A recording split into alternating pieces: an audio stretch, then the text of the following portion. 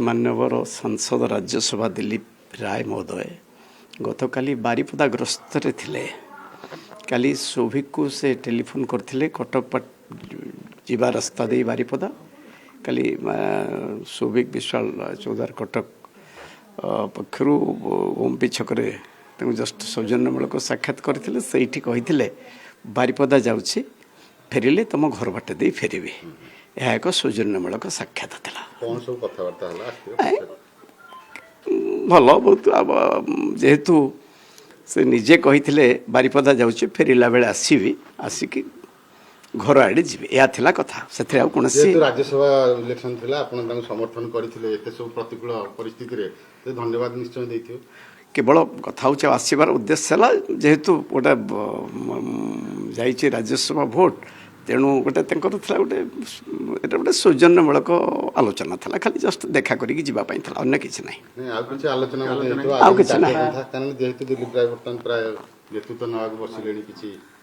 राजनीतिक नेतृत्व ना ना सेमती कौन से आलोचना ना से प्रकार कौन से आलोचना ना आसिले जो जस्ट बसी कहले बस सौजन्यमूलक ना कौन से राजनीतिक चर्चा ही ना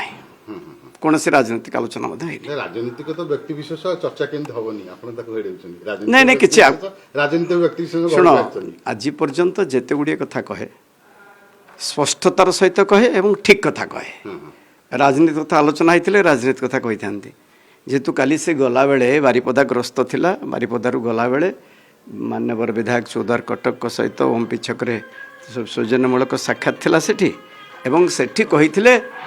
फेरिला बेले घर को आसबि या कथा अन्य कौन से नहीं आरथर मध्ये आस्थिले मुकिम को घर को मध्ये जाइथिले तांको घर मध्ये धन्यवाद देई के आस्थिले